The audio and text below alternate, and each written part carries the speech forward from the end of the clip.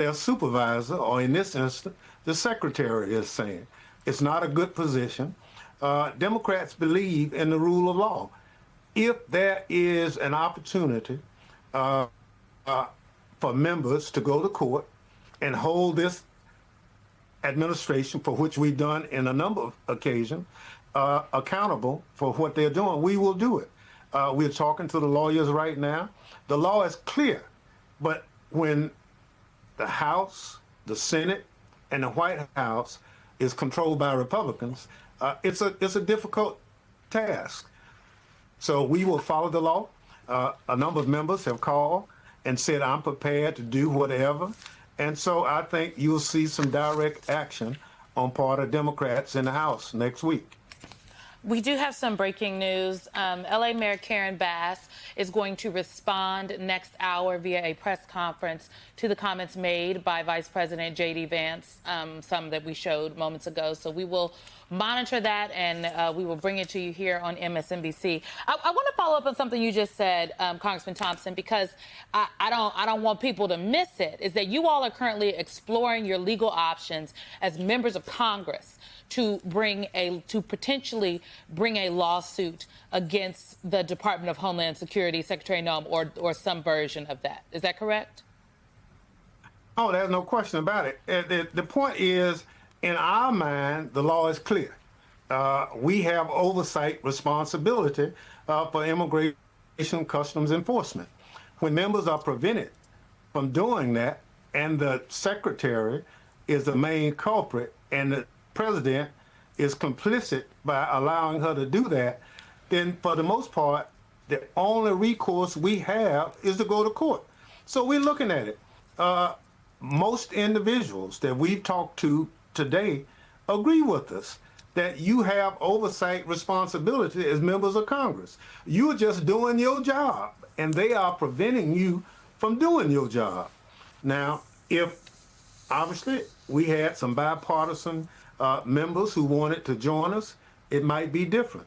But at this point, it's Democrats doing what we should be doing in this space. So I think you have to stay tuned.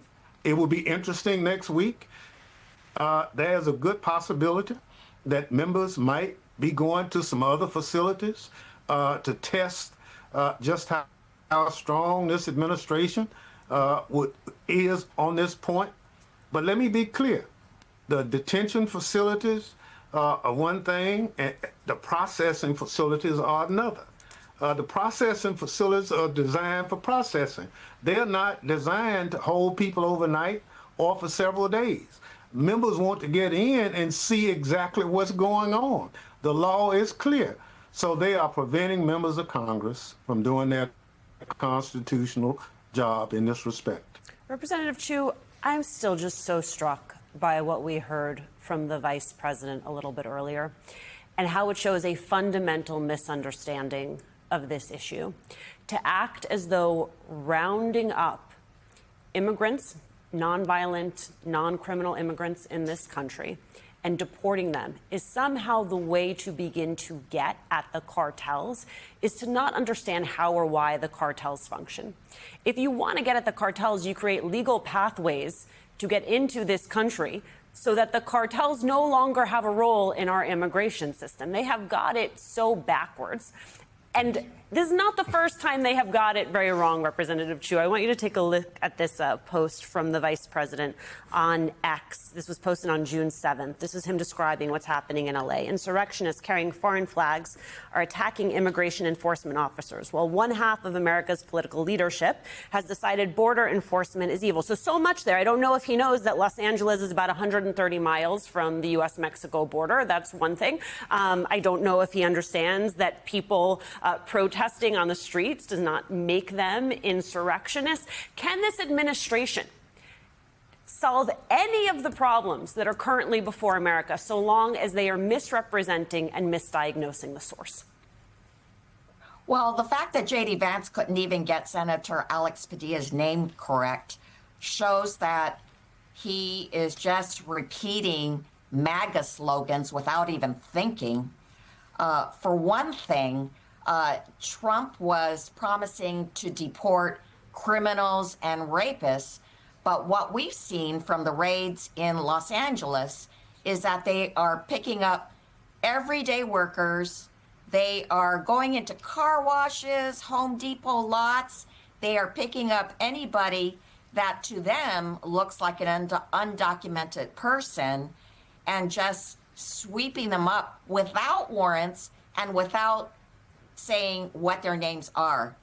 And I know that they are not criminals. They are not the rapists because I was able to actually get into Adelanto and was able to talk to people who were swept up in these LA raids.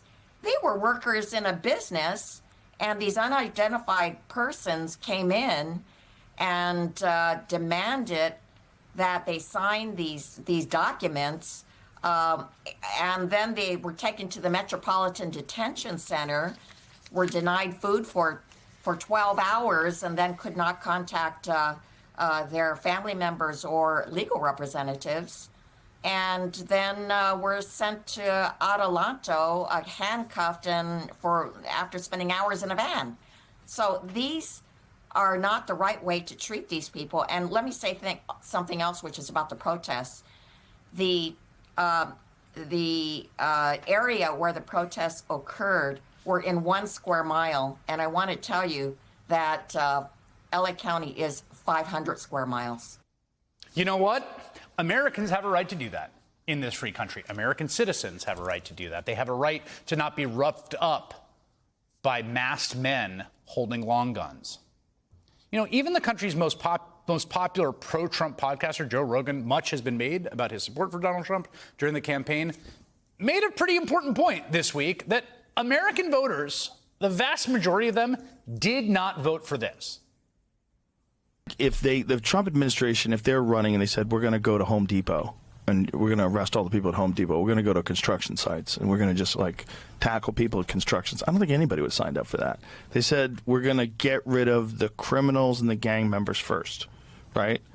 And now we're seeing like Home Depots get raided. Like, that's crazy. It is crazy. I mean, that's what Stephen Miller wants. He wants to construct a police state so as to abduct, incarcerate, and deport 13 million people. And yet, despite all the protests from every part of the political spectrum, Trump's Border Patrol is making propaganda videos of its armed agents locking and loading for warfare in full military fatigues and body armor en masse to raid a suburban flea market and ask patrons where they are from. Again, the administration thinks all this plays to Trump's strengths. I mean, you can see, like, Stephen Miller, like, popping a vein in his head of how much he enjoys this. Yet, get this, ready? Trump's polling on immigration, historically one of his strongest issues, genuinely a huge strength during the campaign, there's no question. It's nosediving. Quinnipiac poll earlier this month showed Trump underwater by 11 points on immigration. 54% disapprove. And when you narrow the question down to Trump's deportation policy, the numbers are even worse for him. He is underwater by 16 points. Those polls were taken before Trump moved Marines and National Guard into Los Angeles. But every major poll since then, from NBC News, from Reuters, shows the same trend. Voters are rejecting Trump's police state because it is un-American. And it's not just, localized to Los Angeles. These scenes are playing on local television every night across the country. Here's one in Chicago, where 2 American soldiers, again, American citizens, volunteered to physically protect their mother from ICE. We hear stories of people showing up for standard case checkups only to find themselves taken into custody by ICE agents. 2 members of the National Guard, seen here, decided to accompany their mother to her Chicago immigration appointment. We fear that she might get taken into custody. There's been reports of that. They get a text or an appointment. They have to come in, and they end up getting detained.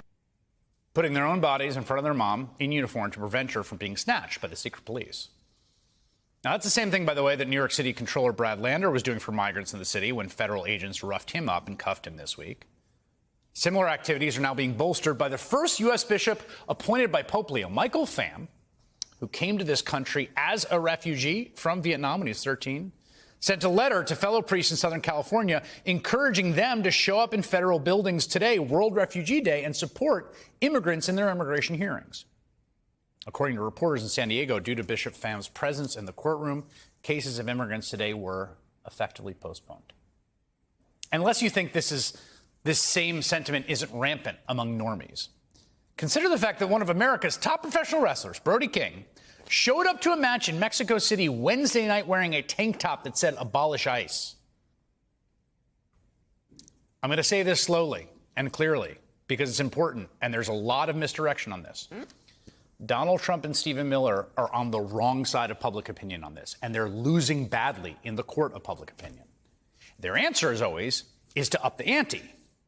More shows of force, more masked agents, more lies. What the Trump administration is currently doing day by day throughout American cities is so vile and indefensible. Neighbors being chased and wrestled to the ground, folks being asked to show their papers, that Americans en masse are getting fed up. We've got some new data to show you tonight.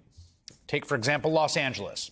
This whole week was filled with masked, heavily armed officers of ICE and Border Patrol rolling up on flea markets, Home Depot parking lots, Walmarts, even Dodger Stadium in search of immigrants to arrest. In fact, there has been no unrest in LA for over a week, none whatsoever.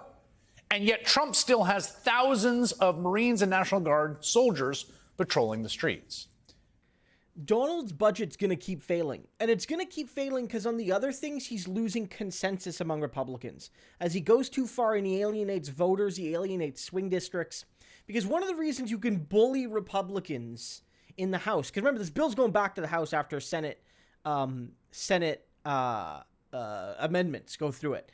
And one of the ways they could bully swing district Republicans that are in districts that maybe Biden won, or districts that Harris won, or districts where, it's GOP +3. And so any close election could swing one way or the other every single time, right? It's, the population's just divided in that way. And those people voted for a very unpopular series of cuts to the working class and tax cuts for billionaires, trillions for billionaires, and trillions of losses for everybody else, because they're afraid of Trump, and because they were like, well, Trump, at least he's got the pulse on immigration. He's got the pulse on these other issues. And so I can't go against him here because the Republican base is united on these other questions that are tangential to the budget, but, part of it, at least in an indirect sense.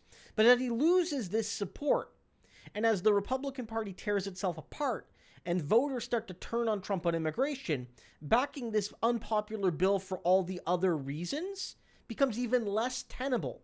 So you are going to see from the right, you see Marjorie Taylor Greene reject the budget bill she voted for and others, and you're going to start seeing from the center as well, or the relative center. Remember, there are no moderate Republicans. A moderate Republican, they're just a Democrat now.